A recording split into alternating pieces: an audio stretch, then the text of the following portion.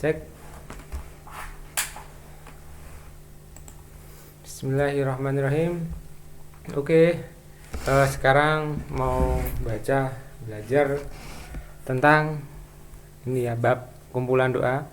Doa meminta perlindungan dari syirik. Nabi ini telah ajarkan kita doa minta perlindungan dari kesyirikan. Bismillahirrahmanirrahim. Allahumma inni a'udzubika an usyrika bika wa ana a'lam wa astaghfiruka lima la a'lam. Saya ulangi. Allahumma inni a'udzubika an usyrika bika wa ana a'lam wa astaghfiruka lima la a'lam.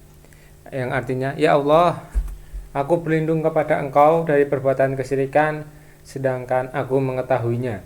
Dan aku meminta ampunan kepadamu atas kesyirikan yang tidak aku ketahui. Ini pelajaran Sirah Nabawiyah, kisah penyerangan Abrah pada Ka'bah. Oh ini beda ya, ini doa, terus ini ada konten tersendiri nggih. Yang ini yang kisah penyerangan Abrah pada Ka'bah. Oke, kita baca. Pada zaman Abdul Muthalib bin Hashim, ini pamannya Nabi nggih. Kalau salah mohon dikoreksi. Peristiwa pasukan gajah terjadi dan bertepatan dengan kelahiran Nabi SAW pada tahun gajah. Ringkasan kisahnya adalah Abraha yang menjabat sebagai wakil sebuah gereja besar dan mewah di zaman lalu dinamakan Al-Qulais. Dia bermaksud mengalihkan tujuan orang-orang Arab yang setiap tahun bepergian ke Mekah untuk menunaikan haji untuk menuju ke gereja megah yang dibangun di zaman. Jadi ceritanya Abrah ini ya, seorang wakil sebuah gereja besar, ingin orang yang pergi haji di Mekah itu jangan ke Mekah, tapi perginya ke gereja megah di Yaman ini. Mengalihkan tujuan orang Arab yang setiap tahun pergi ke haji untuk menuju ke gereja di Yaman. Lalu kejadian tersebut sampai ke telinga seorang laki-laki Bani Kinanah. Dia melakukan perjalanan menuju gereja tersebut dan memasukinya pada suatu malam, kemudian melumuri dinding-dindingnya dengan kotoran. Abraha yang mendengar berita tersebut akhirnya marah besar dan memutuskan untuk menghancurkan Ka'bah. Akhirnya yang ini ya, Raja Abraha yang mempunyai maksud untuk menghancurkan Ka'bah agar orang yang haji di sana bisa pergi ke gerejanya di Yaman. Itu beritanya didengar oleh seorang laki-laki Bani Kinanah ya. Lalu dia pergi, si laki-laki tersebut pergi ke gereja pada malam hari, lalu di dinding-dinding gereja itu dikasih kotoran. Akhirnya Abraha dengar berita kalau gerejanya kotor, lalu dia marah besar dan ingin menghancurkan Ka'bah. Abraha lalu memimpin langsung pasukan tentara yang berjumlah sekitar 60.000 dengan fasilitas lengkap dan beberapa ekor gajah. Mereka berjalan menuju tujuan, tidak ada sesuatu pun yang menghalanginya hingga tiba-tiba di sebuah tempat yang bernama Al-Maghmas. Nah, ini di tempat itulah mereka mengambil harta orang-orang Quraisy termasuk 200 ekor unta milik Abdul Muthalib. Jadi juga jahat ya nih. Jadi mereka tuh berhenti di suatu tempat lalu mengambil 200 ekor unta miliknya Abdul Muthalib. Lantas Abdul Muthalib ini datang menemui Abrah. Begitu Abrah melihat Abdul Muthalib, ia menghormati dan memuliakannya. Abrah lantas bertanya maksud kedatangan Abdul Muthalib, lalu ia jawab, maksud saya mendatangimu adalah memohon pada raja untuk mengembalikan unta-unta milikku yang ditawan. Jadi Abdul Muthalib itu mendatangi Abraha, Raja Abraha, meminta agar unta-untanya yang diambil oleh tentara Abraha itu dikembalikan ke Abdul Muthalib. Abraha berkata, semula saya kagum kepadamu ketika melihat kedatanganmu. Kemudian saya tidak lagi menghargaimu setelah kamu berbicara kepadaku.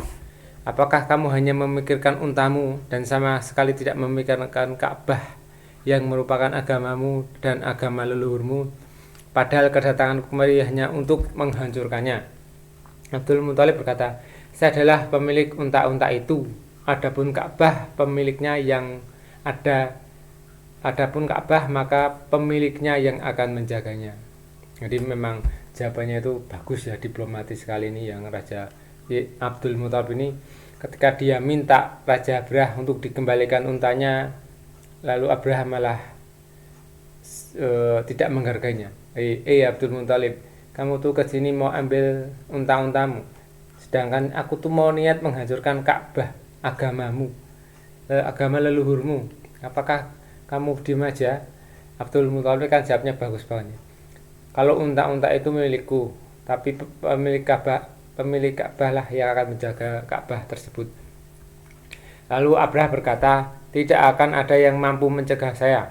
Abdul Muthalib berkata, itu urusan kamu dan pemiliknya, maksudnya pemilik Ka'bah ya, yang ini maksudnya Allah Ta'ala. Nah ini lanjut, penyerangan Abrahah apakah berhasil? Abrahah mempersiapkan pasukannya untuk melanjutkan menuju Mekah.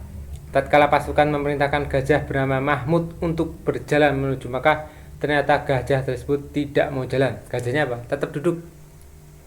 Mereka akhirnya memaksakan dan memukuli si Mahmud ini, tetapi Mahmud nggak mau jalan. Namun ketika mereka mengarahkan ke arah lain selain Mekah, gajah ini si Mahmud mau berjalan.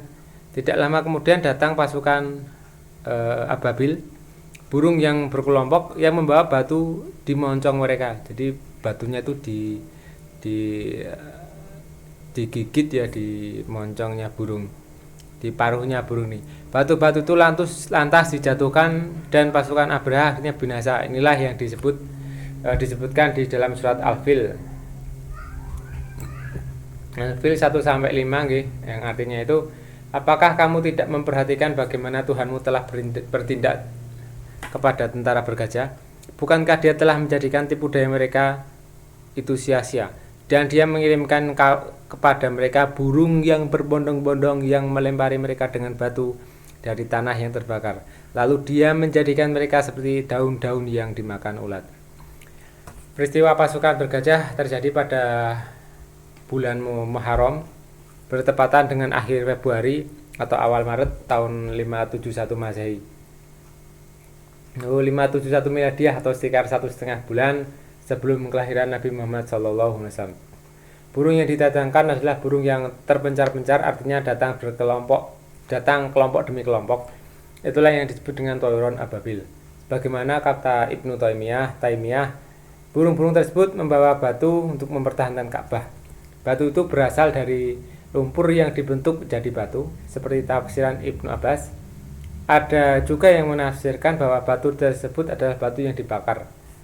Batu tersebut dijatuhkan digunakan untuk melempar pasukan gajah tersebut. Jadi batu itu digunakan untuk melempar ya. Lalu mereka hancur seperti daun-daun yang dimakan ulat dan diinjak-injak oleh hewan. Nah, ini mereka pasukan Abrahah seperti daun yang dimakan ulat dan diinjak-injak oleh hewan. Allah memberi pertolongan dari kejahatan pasukan gajah tersebut. Tipu daya mereka pun akhirnya sirna. Dijelaskan oleh Ibnu Taimiyah, kisah ini adalah dari kisah Raja Abrah yang membangun gereja di negeri Yaman. Ia ingin agar haji yang ada di Arab dipindahkan ke sana.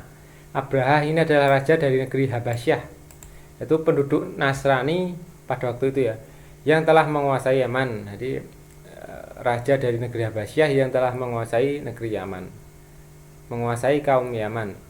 Kala itu diceritakan ada orang Arab yang menjelek-jelekan gereja orang Nasrani sehingga membuat Raja Abrah marah. Lalu ia pun berniat menghancurkan Ka'bah. Nah, faedah dari kisah Abrah: 1. Quraisy adalah kabilah yang mendapat perlindungan dari kabilah lain yang ada di Arab. Sedangkan kabilah lain yang dilewati berhasil dikuasai Abrah. Hal ini menunjukkan kedudukan yang mulia dari bangsa Quraisy dan Nabi kita Muhammad SAW akan dilahirkan dari kabilah ini. Dalam kisah sebelumnya disebutkan mengenai seorang dari Bani Kinanah yang menjaga kehormatan Ka'bah. Dia mengorbankan segalanya demi ideologinya hingga jauh-jauh datang ke Yaman. Ini jadi contoh kita harus berjuang demi agama kita. Kisah penyerangan pasukan Abrahah menunjukkan bahwa bangsa Arab dahulu bangsa yang bersatu ketika Abraha dan pasukannya menyerang eh, me- ketika bangsa Abraha itu melewati suku-suku yang ada, bisa ditaklukkan dengan mudah. Hal ini berbeda ketika Islam itu hadir yang menginginkan persatuan di antara mereka dan ingin menjauhkan sifat fanatisme, golongan, dan kesukaan. 4. Perkataan Abdul Muthalib, saya adalah pemilik unta-unta itu, adapun Ka'bah maka pemiliknya yang akan menjaganya. Ini menunjukkan bahwasanya pasrahnya dia pada Allah, padahal ia seorang musyrik.